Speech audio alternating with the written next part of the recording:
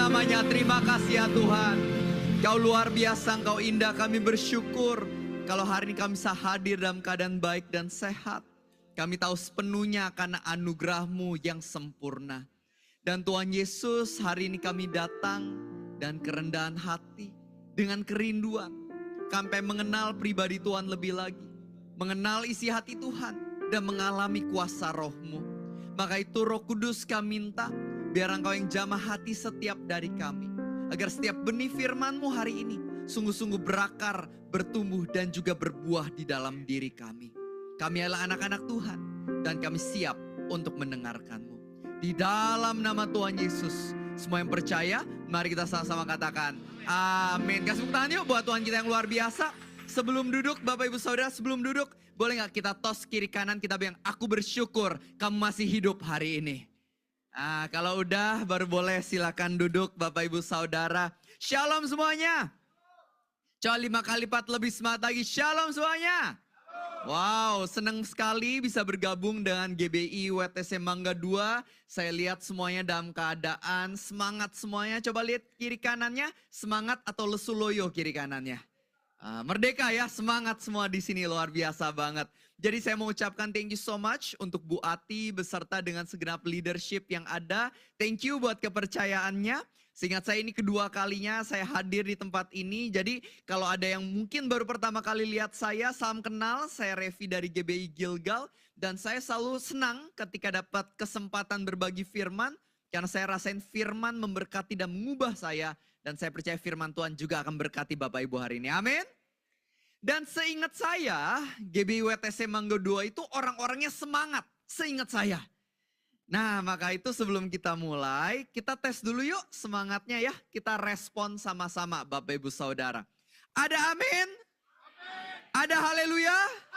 Ada tepuk tangannya? Wah, bener, gak salah nih. Ini tempat yang penuh semangat ya. Jadi hari ini Bapak Ibu Saudara kita mau dengar firman Tuhan dengan judul Reconnect with God. Terhubung kembali bersama-sama dengan Tuhan. Saya mulai dengan sedikit pertanyaan terlebih dahulu. Bapak Ibu Saudara, saya itu suka koleksi ya. Ada suatu barang yang saya tuh suka koleksi banget. Ada yang bisa tebak gak barang apa sih yang biasa saya koleksi? Ada yang bisa tebak? Barang apa? Mobil, saya juga berharap itu Pak. Tapi belum nyampe sekarang ya. Buku bukan juga Pak, bukan buku.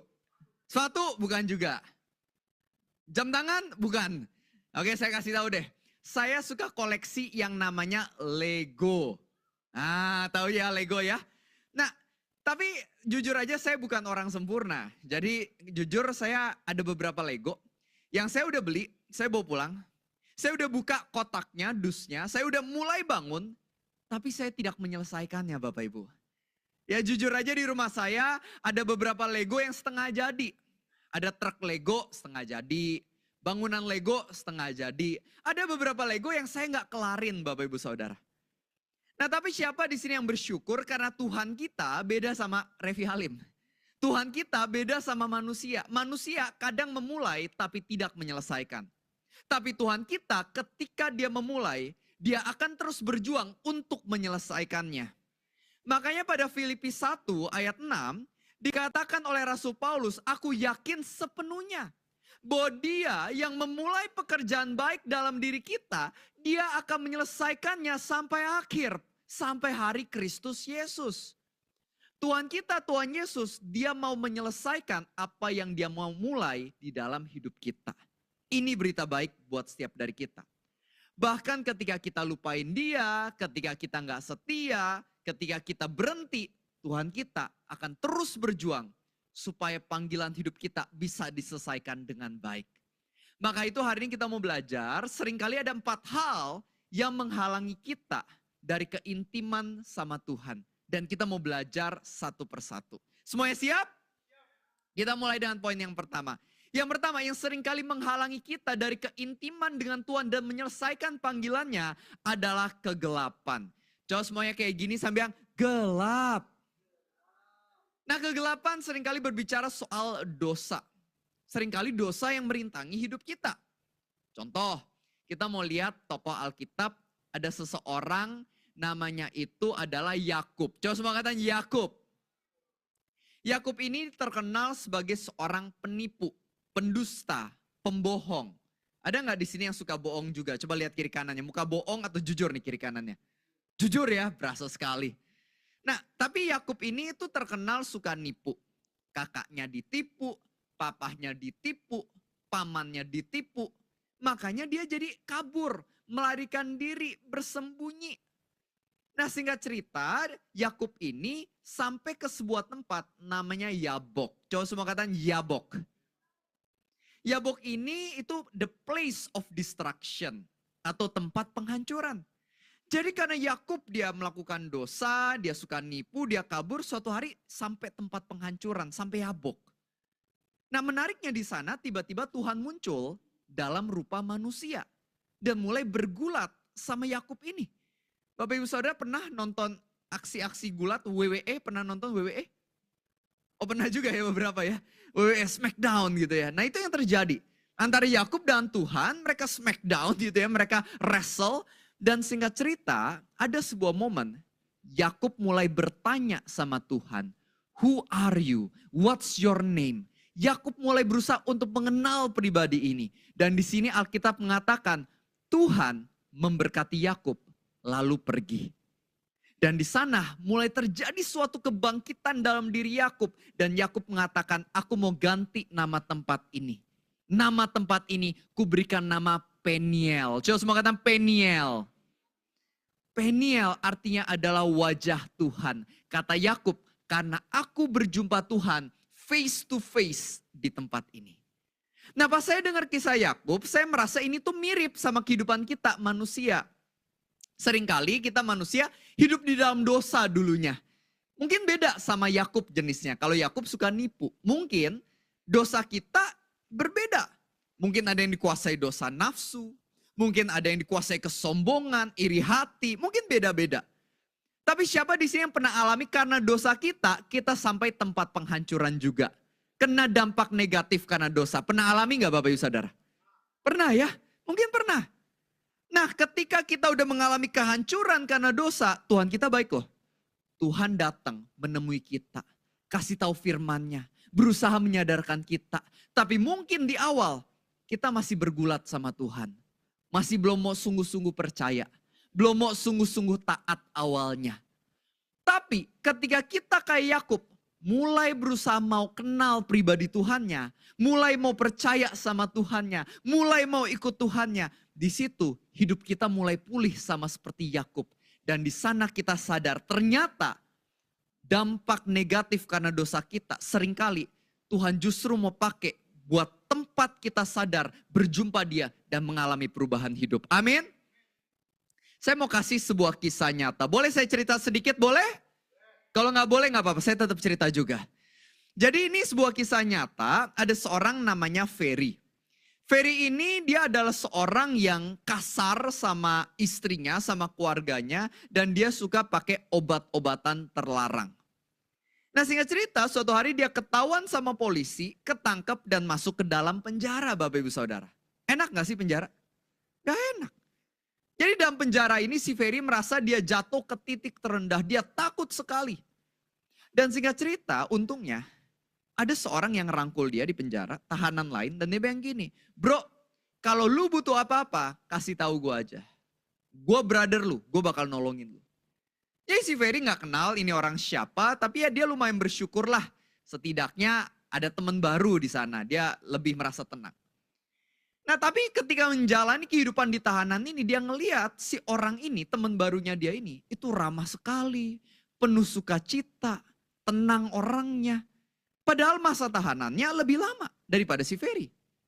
Ya suatu hari si Ferry nanya, bro gue mau nanya, kok lu orangnya tuh sukacita dan ramah banget sih?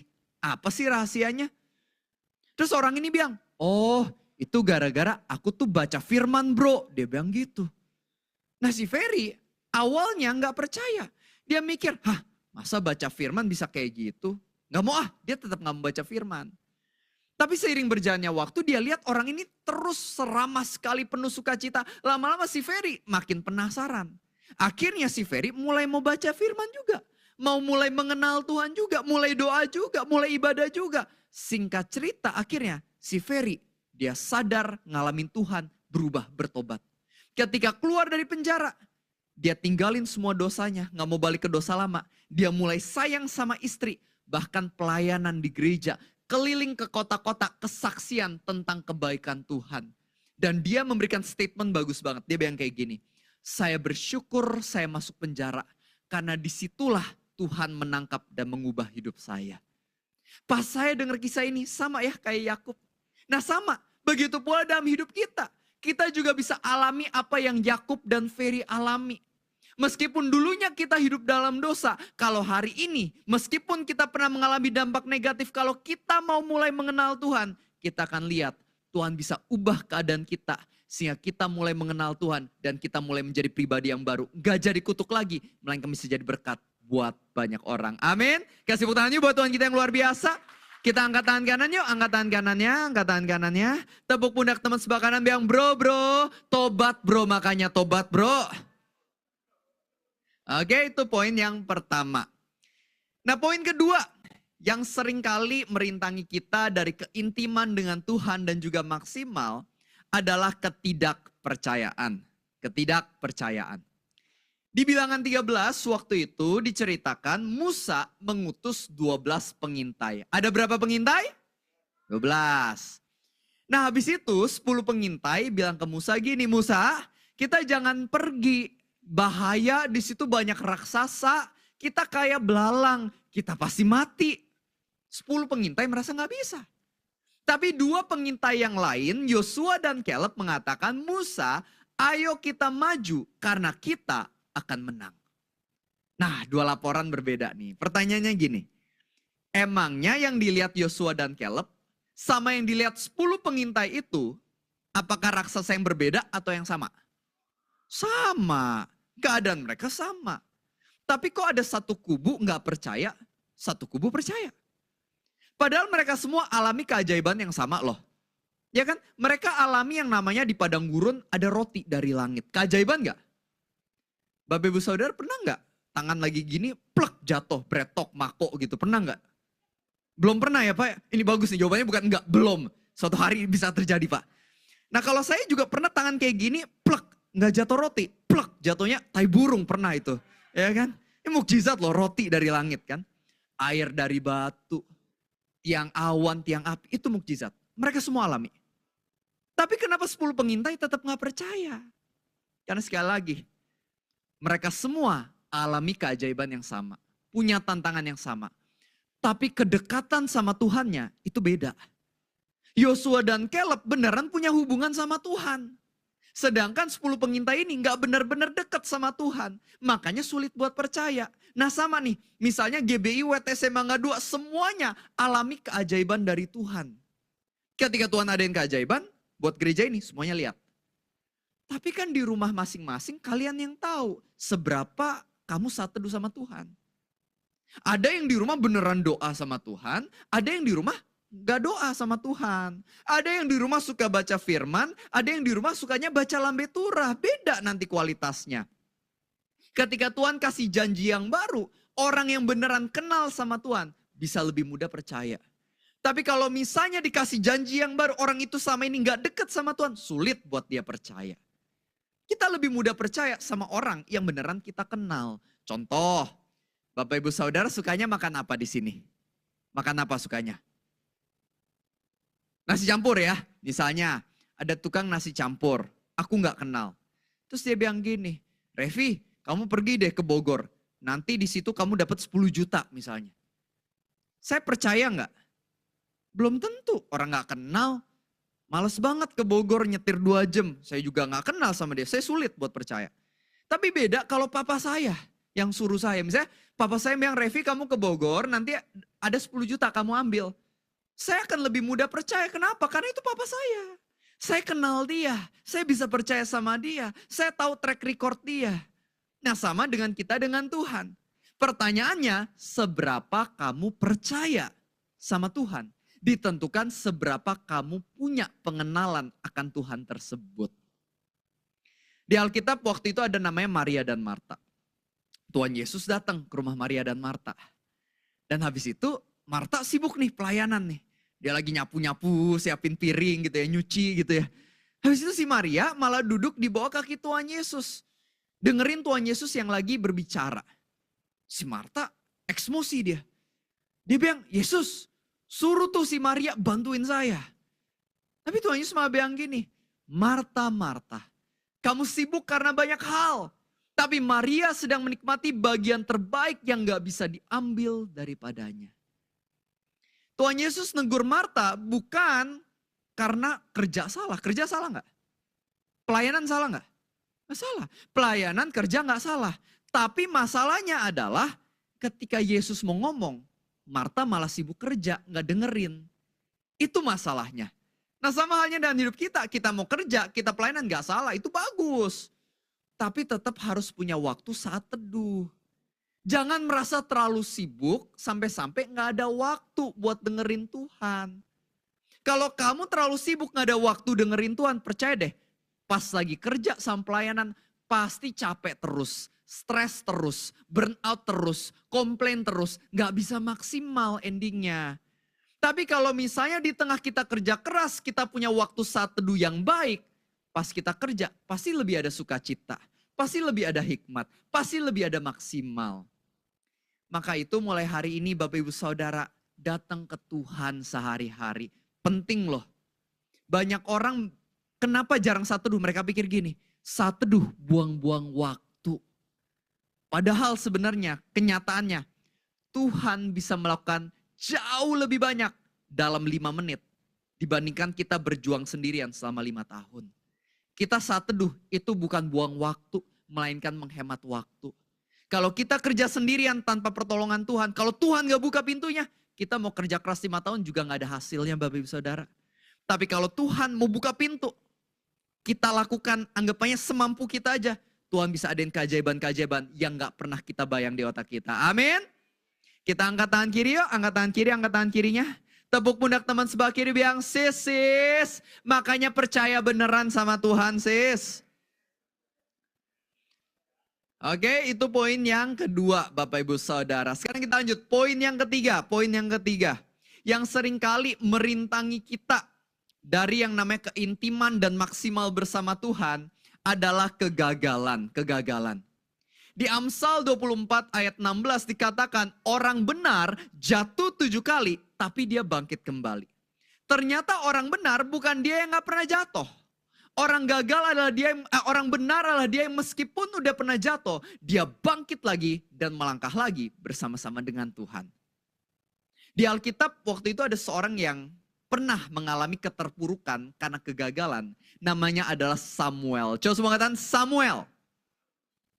Di 1 Samuel 16 ayat yang pertama, dikatakan seperti ini oleh Tuhan. Samuel, mau sampai kapan kamu berduka cita karena Raja Saul? Ayo bangkit kembali, isi tandukmu dengan minyak dan pergilah ke tempatnya Isai karena ada seorang raja yang perlu kamu urapi. Jadi konteksnya gini Bapak Ibu, waktu itu Samuel kan udah urapin raja, namanya Raja Saul. Tapi ternyata Raja Saul ini, dia gagal, dia mengalami kejatuhan. Jadi Samuel dia sedih, dia down, dia galau. Ya, raja yang saya urapin malah gagal. Dia terpuruk waktu itu. Dan Tuhan bilang, ayo Samuel move on. Mau sampai kapan kamu sedih-sedih mulu? Meskipun ada Saul yang gagal di masa lalu. Ada raja baru kok yang mau diurapin, ada Daud. Ayo. Kamu isi dirimu dengan minyak lagi. Minyak berbicara soal roh Tuhan. Isi dirimu dan roh Tuhan dan melangkahlah. Ikutin arahan aku. Ada kok masa depan yang baik. Nah sama halnya dalam hidup kita. Kadang-kadang mungkin beberapa di antara kita terpuruk juga karena sempat ada kegagalan di masa lalu. Contoh ya, saya cerita kisah kegagalan saya. Dulu Bapak Ibu Saudara, saya pernah kena investasi bodong. Ada yang pernah kena investasi bodong juga gak Bapak Ibu Saudara? Coba lihat tangannya ada? Ih gak ada, pinter semuanya. Saya bodoh sendiri. Oke, nah jadi dulu saya kena investasi bodong, hilang uang ya lumayan lah ya. Sedih dong, hilang uang gitu kan. Nah di tengah itu semua saya ingat, isi diri dengan minyak, isi diri dengan Tuhan. Jadi saya doa. Waktu saya berdoa, saya merasa Tuhan ngomong gini, Revi, Ya udah nggak apa-apa, uang hilang, ini jadi pembelajaran. Supaya lain kali jangan serakah, supaya lain kali investasi lebih bijaksana. Supaya nanti cerita ini jadi kesaksian untuk menolong orang yang mengalami hal serupa. Oke, siap Tuhan. Akhirnya ya udah saya bangkit kembali dan saya lanjut pelayanan dengan baik, saya lanjut belajar investasi dengan lebih bijaksana. Nah, saya bandingkan sedikit dengan orang yang saya tahu. Dia juga kehilangan uang dalam jumlah banyak dan tahu apa yang dia lakukan? Dia nyalain api dan dia lompat ke dalam api tersebut. And this is a true story. Nah, inilah perbedaannya orang yang kenal Tuhan sama gak kenal Tuhan. Yang gak kenal Tuhan ketika gagal gak mau bangkit lagi, menyerah. Tapi kalau kenal Tuhan, walau ada kegagalan, dia bangkit dan melangkah lagi. Nah, saya gak tahu Bapak Ibu Saudara teman-teman di sini punya kegagalan di bidang apa, mungkin bidang berbeda. Mungkin ada yang pernah bangun sebuah usaha, proyek, pengennya untung, tahu-taunya buntung. Atau siapa di sini yang pernah dulu mungkin pacaran, abis itu diselingkuhin. Pernah alami? Jangan-jangan kamu yang selingkuh ya. Atau mungkin ada yang di sini yang mungkin yang masih muda, mungkin ada lagi PDKT, pendekatan, pengennya jadian. Tahu-taunya malah sebastian, sebatas teman tanpa kepastian misalnya ya kan.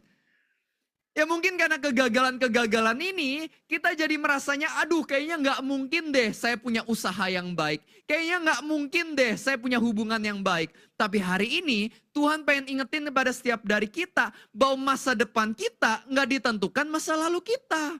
Masa depan kita ditentukan oleh apa kata Tuhan buat hidup kita. Makanya bangkit melangkah lagi.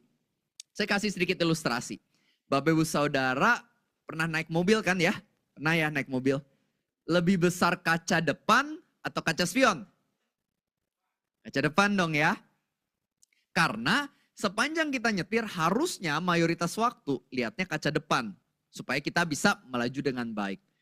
Nah kita kasih sedikit contoh. Bapak Ibu Saudara kalau ke Bandung berapa jam? Ke Bandung berapa jam? 3 jam ya kurang lebih ya 3 jam. Gimana kalau kita nyetir ke Bandung dan selama 3 jam kita cuma liatinnya kaca spion 3 jam. Apa yang terjadi? Nyampe gak Bandung? Gak nyampe, nyampenya Grand Heaven betul ya Pak ya? Gak mungkin nyampe. Kita lihat kaca spion harusnya cuma bentar. Supaya kita tahu keadaan. Terus kita fokus lagi kaca depan. Ya kan? Supaya kita bisa melaju ke depan lagi. Nah sama dengan kehidupan kita. Jangan terpakunya sama masa lalu. Saya mau kasih sedikit perumpamaan. Boleh saya minta 2 pemuda untuk bantuin saya ilustrasi. Yuk kita kasih tepuk tangan yuk buat kedua teman kita. Yuk bantu saya sebentar. Kita mau ilustrasi sebentar. Supaya kita semakin nangkep nih poin yang ketiga ini. Tentang jangan terbelenggu sama kegagalan masa lalu. Oke yuk kita belajar sama-sama nih lewat ilustrasi. Kita kenalan dulu sebentar. Yuk kita naik ke atas stage-nya. Boleh di sini, dua-duanya di sini, ngadepnya ke sini. Yuk di sini, ngadep sini. Yuk kamu di sebelah sini, nah ngadepnya ke situ. Nah namanya siapa bro? Justin sama?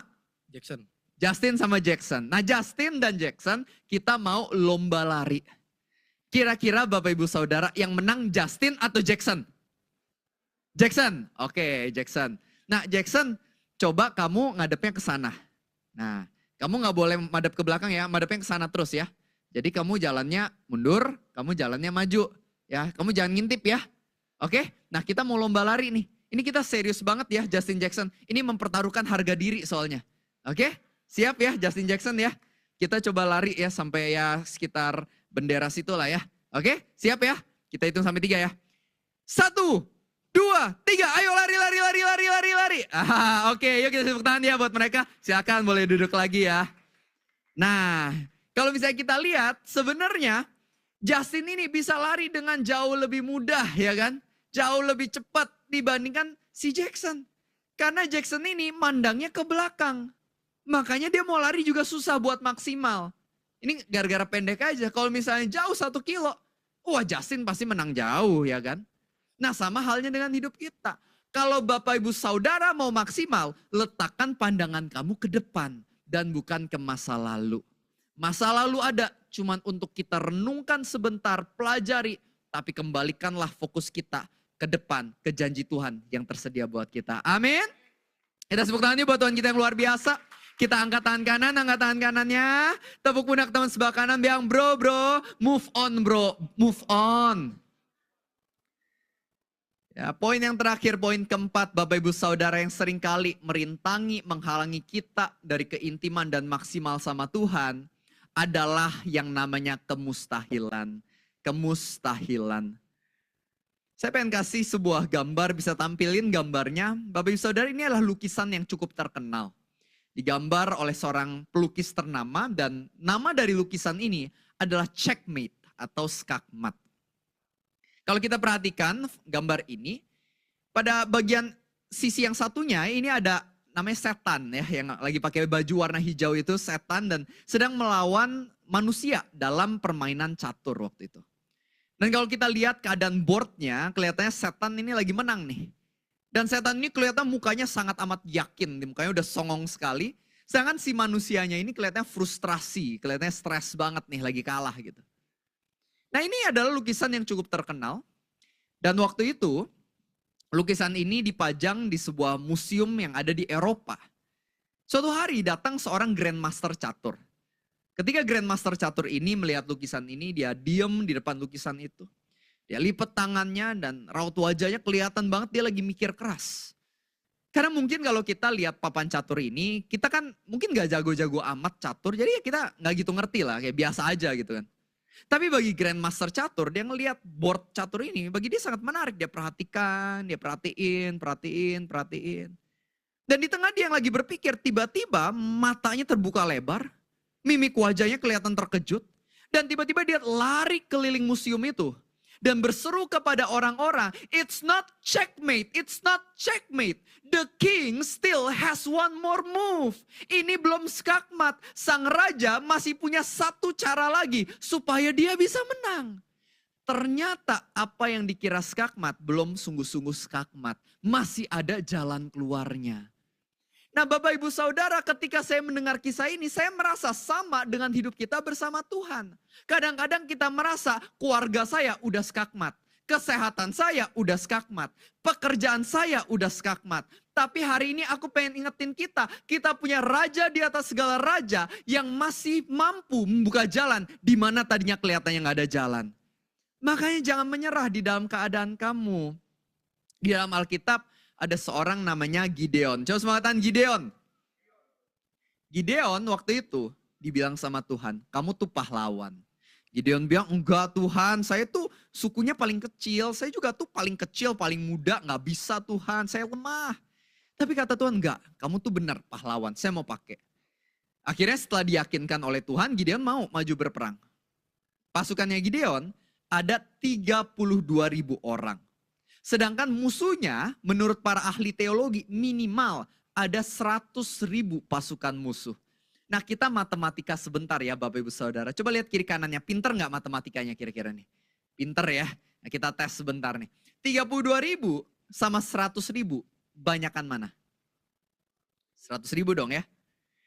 Kalau 32.000 pasukannya Gideon mau kalahin 100.000, berarti satu pasukan Gideon minimal harus ngalahin berapa musuh? Sekitar 3-4 ya kalau mau menang ya. Susah gak? Susah.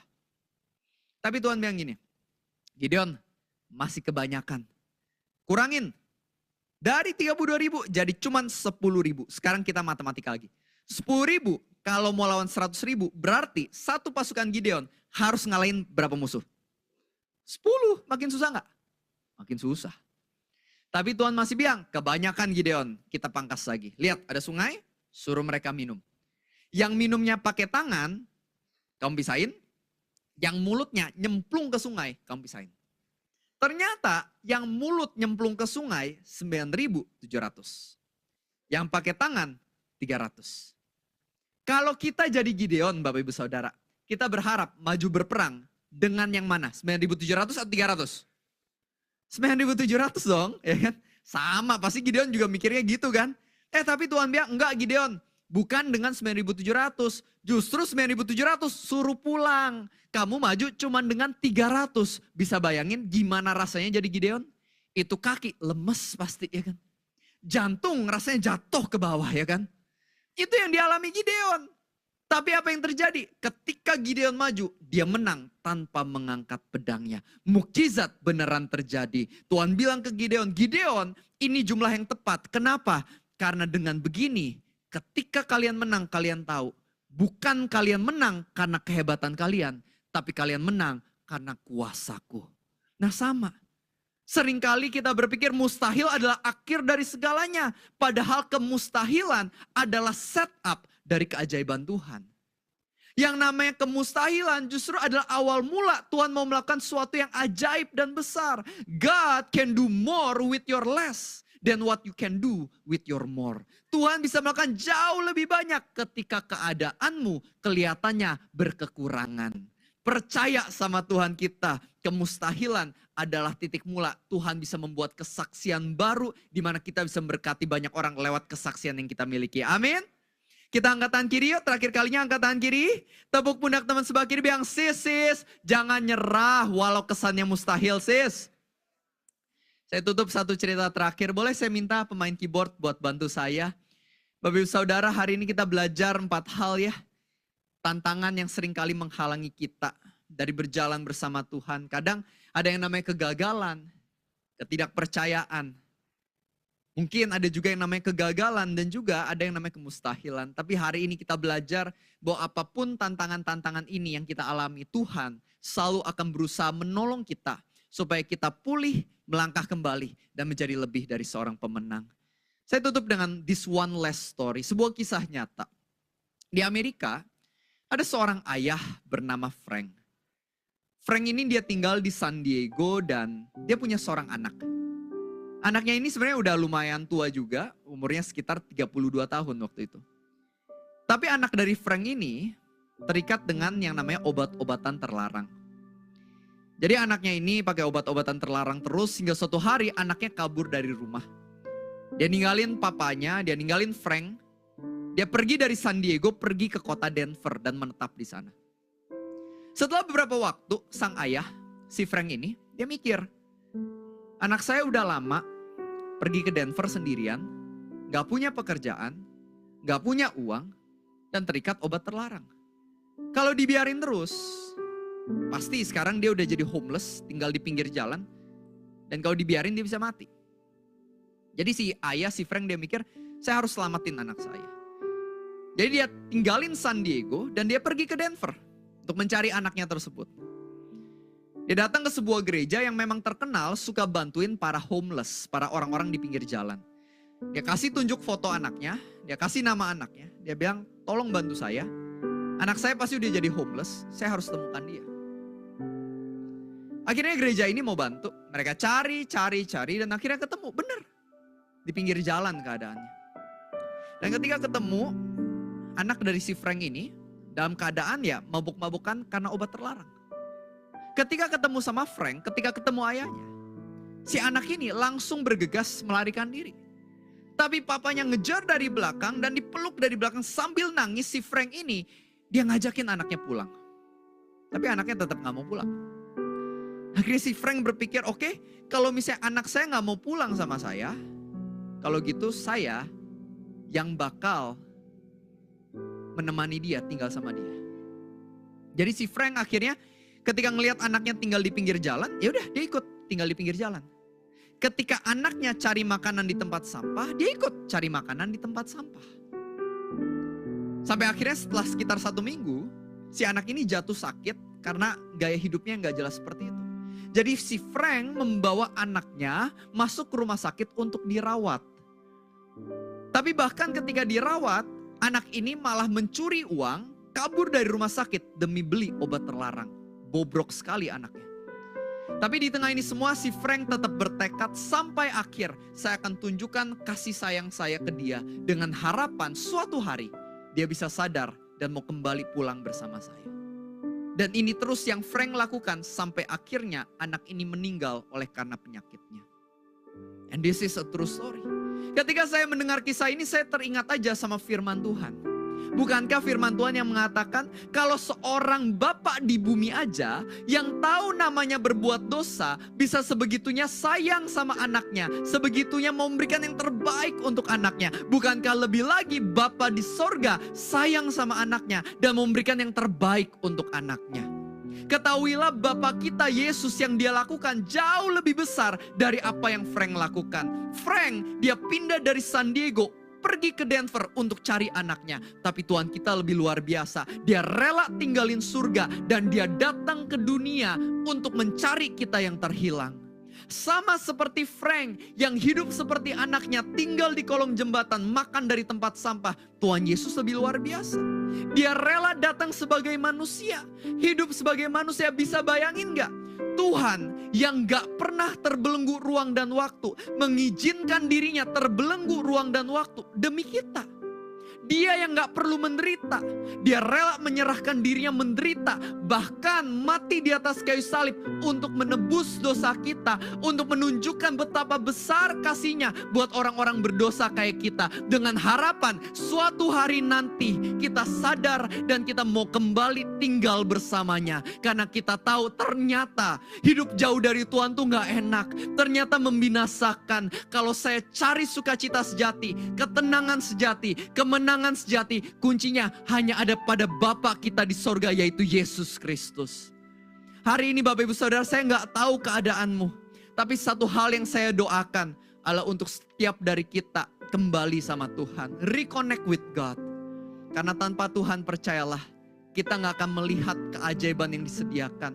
Tanpa Tuhan, kita gak akan punya kemenangan yang sama ini kita harapkan. Maka itu mulai hari ini, rendahkanlah hatimu dan katakan, Tuhan, maafin saya kalau saya lupain Engkau. Mulai hari ini, saya mau tinggal bareng bersama Tuhan lagi, menikmati kasih-Mu selama-lamanya. Amin. Ya, sebut tangan yuk buat Tuhan kita yang luar biasa. Saya undang kita bangkit berdiri Bapak Ibu Saudara, kita pejamkan mata. Kita mau tutup dalam doa. Bapa yang baik, kami bersyukur untuk firman-Mu. Terima kasih ya Tuhan, kalau Engkau telah mengingatkan kami kembali, mengajarkan kami kembali, bahwa kasih-Mu begitu terindah bagi hidup kami. Dan Bapak Ibu Saudara, jika firman hari ini menyentuh hatimu, boleh kita semua pejamkan mata dan letakkan tangan kanan di dada. Dan pribadi lepas pribadi ambil waktu buat ngobrol sama Tuhan. Mungkin ada berapa di antara kita ada dosa-dosa yang membelenggu kita. Keluarga kita gak tahu, teman kita gak tahu. Tapi kita tahu. Dan hari ini kita bisa bilang, Tuhan maafin aku atas dosa ini. Maafin aku kalau aku nyakitin Tuhan. Tuhan bantu aku berubah. Atau mungkin ada berapa di antara kita yang hari ini terpuruk karena masa lalu kita. Kita bisa minta kekuatan dari Tuhan supaya kita bisa melangkah kembali. Atau mungkin ada berapa di antara kita yang merasa ada keadaan mustahil. Kita ngelihat anak-anak kita, mungkin anak-anak kita hari ini keadaannya gak baik. Mereka bergaul dengan orang-orang yang salah, mereka belum kenal Tuhan. Tapi hari ini kita bisa minta pertolongan Tuhan, tolong anak. Atau mungkin ada berapa di antara kita punya penyakit. Kata dokter udah gak ada obatnya, kita udah gak tahu harus bagaimana lagi. Hari ini kita bisa nyatakan, Tuhan Kau dokter di atas segala dokter. Aku percaya Engkau mampu menyembuhkan aku. Saya mau berdoa buat Bapak Ibu Saudara yang mau doakan bisa angkat tangan-tangannya. Tuhan Kau melihat setiap tangan dari anak-anak-Mu yang terangkat. Biar Engkau yang urapi mereka, jamah mereka dan tuntun mereka. Biar mulai hari ini mereka berjalan gak sendirian, tapi mereka berjalan bersama Tuhan. Dan kasih dan kuasa-Mu yang menyertai. Sehingga kemanapun mereka melangkah, mereka jadi berkat. Keluarga mereka diberkati, teman-teman mereka diberkati, pekerjaan mereka diberkati. Kau memiliki rencana yang indah bagi setiap dari mereka. Dan biarlah rencana-Mu itu, janji-Mu sungguh digenapi, sungguh dinyatakan. Dan jika kami lupa, jika kami meninggalkan Engkau, tolong ingetin kami kembali. Kami bersyukur kami ke Tuhan yang setia, bahkan ketika kami gak setia. Kau gak pernah sedetik pun melupakan kami. Kau sangat indah Tuhan, Kau sangat luar biasa. Dan hari ini kamu declare lagi sama-sama bahwa Jesus Christ, you're always more than enough. Di dalam nama Tuhan Yesus, semua yang percaya mari kita sama-sama katakan amin. Amin. Disebut tangan yuk buat Tuhan kita yang luar biasa.